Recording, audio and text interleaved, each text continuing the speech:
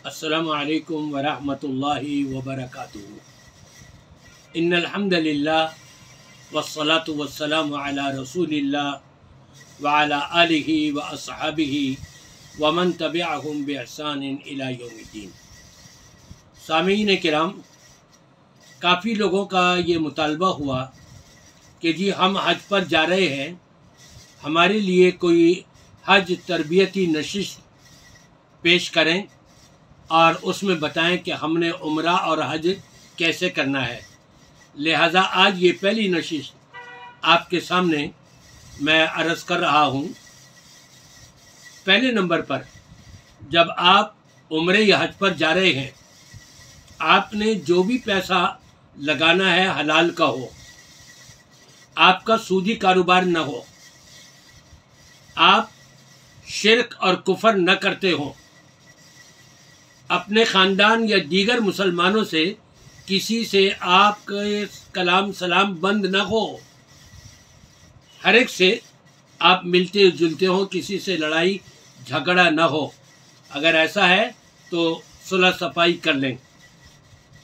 अब आप जब उम्रे के लिए या हज के लिए रवाना होंगे तो बेहतर है कि आप गुस्ल कर लें। गुस्ल करके आप चाहें तो अपने घर से इहराम पहन लें, लेकिन नियत न करें। चाहें तो एयरपोर्ट से पहन लें इहराम, चाहें तो अगर आपका दुबई में स्टे है तो वहाँ से आप इहराम पहन लें और नियत न करें। जब यलमलम के करीब पहुँचेंगे, जहाज़ में ऐलान होता है कि हम मीकात से गुज़रने वाले हैं। आप बाई दुबई जा रहे हैं। दुबई से जब जहाज़ चल पड़े, आधे घंटे के बाद आप नियत कर लें। हो सकता है कि थोड़ी देर के बाद वो यलमलम गुजर जाए और आपको एहसास न होने पाए। नियत के ये अल्फाज बताए गए हैं उम्रे और हज के लिए। लब्बैक उम्रतन, लब्बैक हज्जन।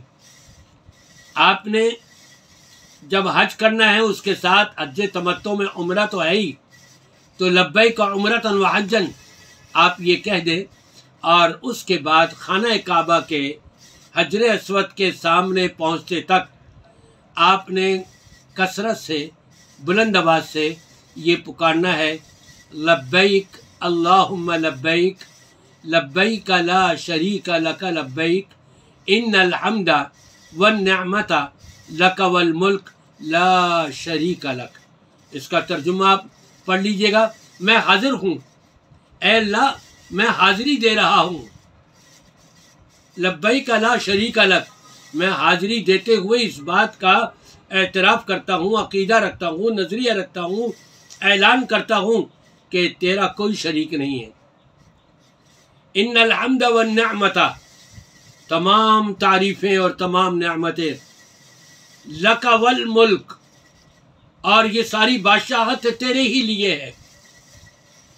इन्नल हम्द वन निअमता लक वल मुल्क ला शरीक लक, तेरा कोई शरीक नहीं है। ये नज़रिया हो और अक़ीदा हो और फिर ज़बान से ये पुकारते रहें हजरे अस्वद तक पहुँचने तक। औरतें ज़्यादा बुलंद आवाज़ से नहीं, हल्की आवाज़ से अपना ये पढ़ सकती हैं।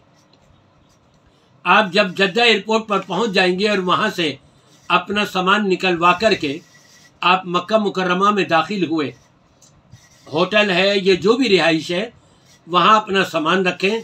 अगर थकान महसूस हो रही है थोड़ा सा आराम भी कर सकते हैं, लेकिन ये ख्याल रखिएगा कि आप मर्द अपने सर को नहीं ढाकेंगे, उनका सर खुला होगा।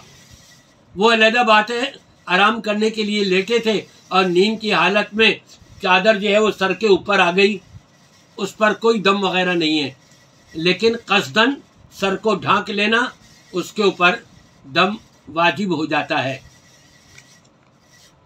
जब आप वज़ू करके बैतुल्लाह मस्जिद हराम में दाखिल हों और हजरे अस्वद पर पहुँचें, अब लब्बैक तो यहाँ पर ख़त्म हो जाएगी।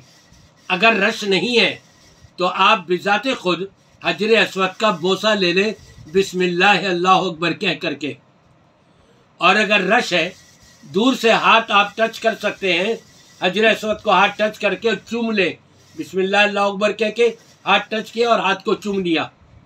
और ज़्यादा रश है, इतने करीब नहीं जा सकते, तो दूर से ही हजर अस्वद की सीट में नीचे एक पट्टी गई हुई है, गालिबन ब्लैक या ग्रीन कलर की, वहाँ पर खड़े होकर के हजर अस्वद के सामने सिर्फ सीधा हाथ आप उठाएं और बिस्मिल्लाह अल्लाह अकबर। अब हाथ को नहीं चूमना आपने, और अब आप इस तरह से चलेंगे। हजर अस्वद पर जब आप पहुँचे हैं, मर्दों को चाहिए अपना बायां कंधा चादर ऊपर से हटा करके यहाँ नीचे से निकाल लें।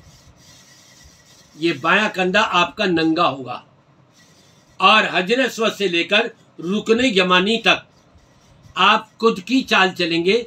और कुद की चाल इसको कहते हैं कि आप थोड़े से कुदकते हुए, थोड़े तेज कदम के साथ आप चल रहे हैं और दुआएं पढ़ते जाएं, ला इलाहा इल्लल्लाह पढ़ते जाएं। जो भी दुआएं आपको याद हैं, अल्लाह का जिक्र और अज़कार करना है। ज़्यादातर वहाँ पर आपस में गुफ्तगू करने की ज़रूरत नहीं, इल्ला ये कि अगर भूल गए कितने राउंड हुए हैं, अपने साथी से पूछ लिया कि हमारे कितने चक्कर हो गए, कोई हरज नहीं। लेकिन और इधर उधर की कोई बात नहीं करनी वहाँ पर आपने। आप हजर अस्वद से रुकने यमानी तक जब पहुँचेंगे, कुद की चाल चल रहे होंगे, और रुकने यमानी पर अगर रश नहीं है तो आप इस्तिलाम कर लें उसको बिस्मिल्लाह कह करके, और फिर आप आराम से हजर अस्वद से रुकने यमानी से हजर अस्वद तक आराम आराम से चलेंगे। और हर राउंड में यहाँ पर रब्बना आतिना फिद दुनिया हसनतन व फिल आखिरति हसनतन व क़िना अज़ाबन्नार, ये आप पढ़ते रहें। एक राउंड हो गया, इसी तरह दूसरा और तीसरा राउंड, और तीसरे राउंड के बाद आप खुद की चाल छोड़ दें। आम चाल जो है आपकी वो उस तरह से चलेंगे। औरतें वहाँ ज़्यादा उछलेंगी कूदेंगी नहीं, बल्कि तेज़ कदम कर लें ज़रा से अपने इन 3 राउंड के अंदर। बाकी आम चाल चले, लेकिन खुद की चाल औरतें कूद करके नहीं चलेंगी। और औरतों को भी चाहिए कि वो ज़्यादा बुलंद आवाज़ से दुआएं न पढ़े, बल्कि थोड़ी हल्की आवाज़ रख कर के अपना वो दुआएं और ज़िक्र और अज़कार करते रहे। जब आपके 7 राउंड पूरे हजर अस्वद पर हो जाए, तो खाना काबा के दरवाजे के पीछे एक शीशे का गुंबद बना हुआ है, उसको मकाम इब्राहिमी कहते हैं। उसके पीछे आप चले जाएं।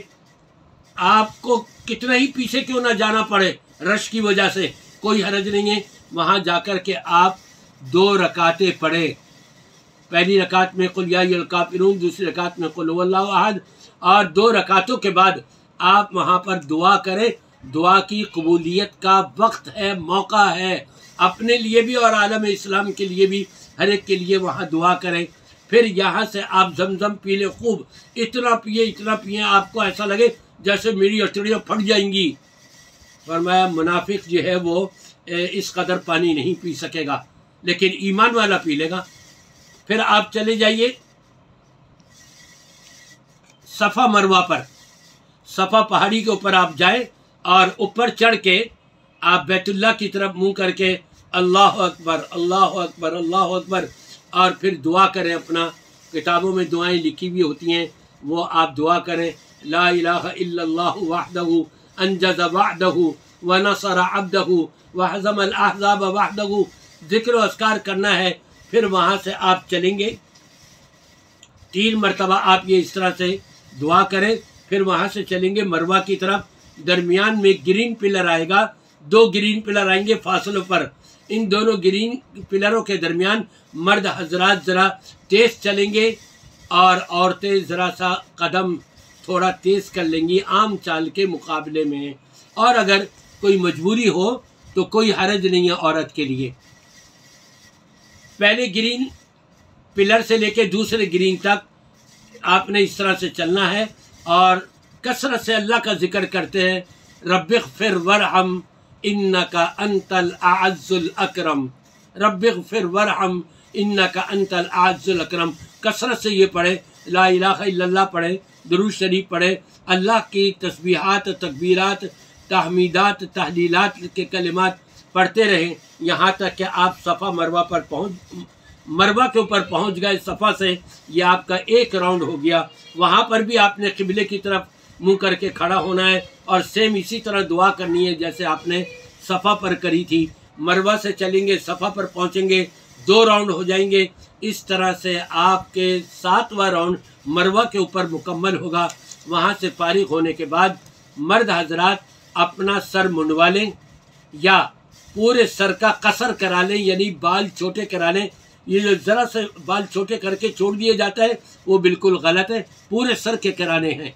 औरतों जो है वो अपनी चोटी के आखिर से 1 पोरी के बराबर वहाँ से अपना ये बाल कटवा लें।